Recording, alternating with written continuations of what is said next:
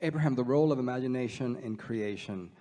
I'm playing with the idea of imagining my brain cells firing up and lighting up in very good feeling ways. And you've talked about grids, vibrational grids, energetic grids, but there are neural grids. Whenever I think a thought, certain neurons, brain cells light up just like the vibrational grids. And I've been playing with the idea of using my imagination to play with my brain and shape my brain in a better aligned direction. And I find that there's like a nutshell there that I want to develop. It's like an acorn. I want to see that develop. Here's something worth thinking about. You know how your engine of your vehicle is doing its thing? You've put fuel in the tank and there's some system that is causing a combustion that is giving propulsion to the whole experience.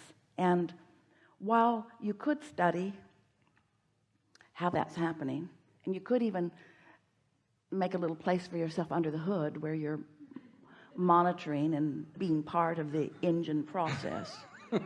Usually it's just better to get in your car and go where you want to go with it.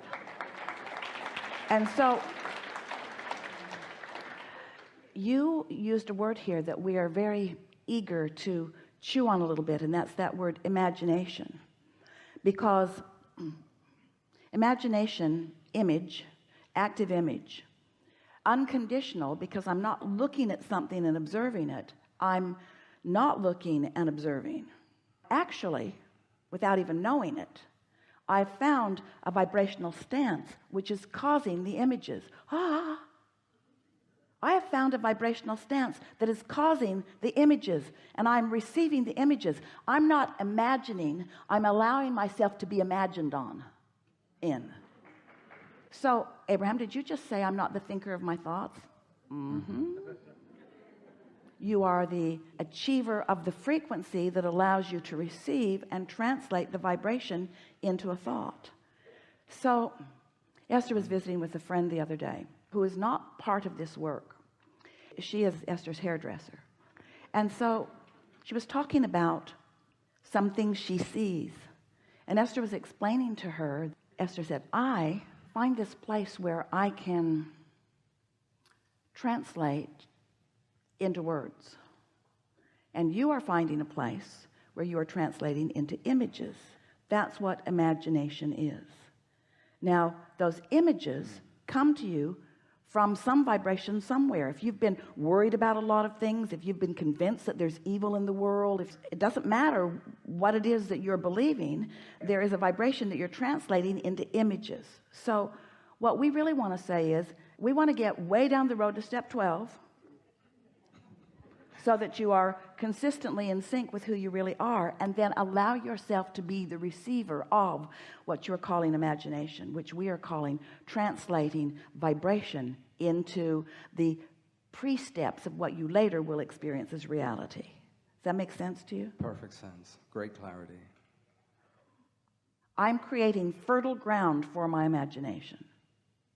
That really is the best way to look at that. Years ago, he wrote a paper, but he was wanting to let a whole body of his work be about turning thoughts to things. Turning thoughts to things. And we want to take that idea further by saying, allowing the vibration to become the thought, to become the thing. You're not turning anything to anything. Things are just becoming, because the law of attraction is making sure of that. And when you posture yourself in a way that you allow that, so your entire work must be about getting yourself in the receptive mode, which just means get happy. Don't work on your imagination, get happy. Don't try to figure things out, get happy. Don't try to solve the problems of the world. Ignore the problems of the world or you will not solve them. Now let's be clear about this. You can't really ignore them because they're in your face. They're really in your face. So you're not really ignoring them, but you're not giving so much airtime to them that you're preventing yourself from being the solution to the problems that are showing up. Feel the difference in all of that? So the vibration of the question and the vibration of the answer are very different vibrations. So you were somewhere, maybe in one of those earlier steps, when you asked an important question and launched an important solution into being. But now where are you in relationship to the solution? Are you more a vibrational match to the solution or the problem? And you can tell by the way you feel, because you cannot be both at the same time. It's one or the other.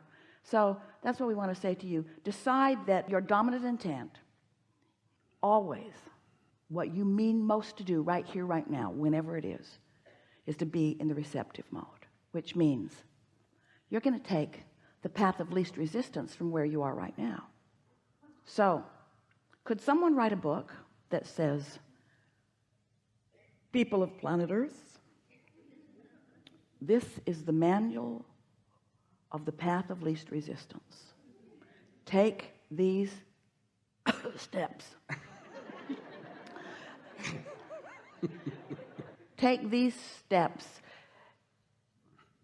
Or does everyone stand in their own unique place in relationship to where they are and who they have become? And is the path of least resistance something that's moving about for them, that they're just finding the vibe of? So let's say, in the case of our friend we were talking with earlier, that he is standing right here, right now, in a business that is doing well. And the path of least resistance for him is for it to do even more, wanting his business to grow. He has a certain structure of his business right now that cannot right now accommodate his ambitions. So rather than all of a sudden going out and inquiring, getting his business bigger than his business, which is the path of more resistance, he instead stands where he is and takes the path that feels the best right here and right now. So do I go get a big loan and build a big infrastructure and hire a whole bunch of people? Only he could know if that's the path of least resistance or the path of more resistance. There's no formula that's right for everyone. And the formula that feels right for you right now may not be the formula that's right for you as you get down the road a little bit, because the path of least resistance keeps shifting, because it keeps being the path of least resistance in relationship to where you are and what you now want, and where you are and what you now want. You see what we're getting at? See if we can find another example of this. So you're in the living room with your children and they are bickering. Hardly happens to any of you. It's been going on for quite a while. It seems like the path of least resistance is to just go in there and knock their heads together.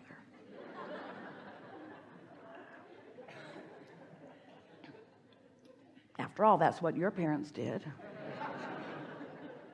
But you don't live in the same environment that you lived in then. And so that doesn't quite feel like the path of least resistance. And so you think, I'm going to get in this and I'm going to understand them. So you follow what you feel is the path of least resistance, because it feels like either knock their heads together or talk with them about it.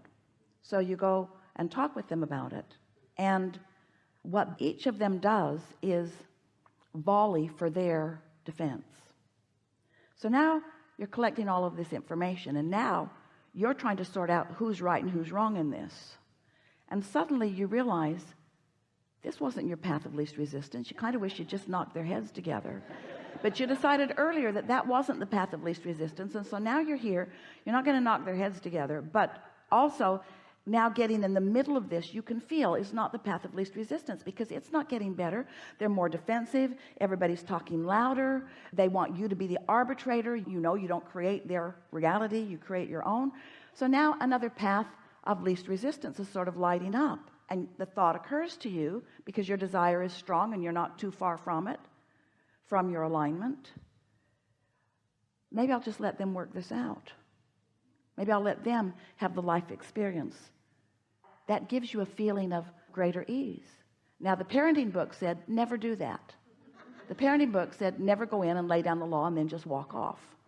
But you can feel that you're getting nowhere doing what you're doing, and that things are escalating rather than softening. And so you decide you're going to take the path of least resistance. And so you say to them, my tendency is to send you to your room, but I've decided instead I'm going to mine.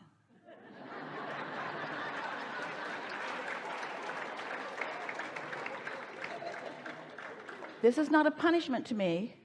I'm saving my own life. I can't sort this out for you. It's not my job to sort this out for you. I don't have enough years left to get to the bottom of what's going on between you guys. And so I'm just doing what's best for me. And I would encourage you to do that too. Now, that sounds absurd if you've been reading parenting manuals, but we want to say to you, only what feels best to you is the best path for you. And the more you allow yourself to be in the receptive mode, to receive the impulse or the inspiration that gives you that feeling of relief, the more you will realize that, oh, there is such a clear path for you, and that Source has lighted it all up. And when you get in the practice of caring about how you feel and reaching for that alignment first, because alignment trumps everything, what you will begin to discover is that there are not 12 steps, there are millions of steps, and they will light up just when you need them. It is unlikely that the same step that you are taking right now will light up for anybody else at the same moment, because your relationship with your own vortex is much more varied than you know, you see. What you're wanting to impart to yourself and to your clients, to your students, to your children, to everybody through the clarity of your example is, I accept the goodness of me, and I've decided to let life treat me right now as well as it can. I'm in the receptive mode of what's best for me right now, what's best for me right now. And don't you wish that for everyone that you love? Don't you want to find some way to help them become consciously aware of what's best for them, moment by moment by moment? We've enjoyed this interaction a lot. Good time for a segment of refreshment.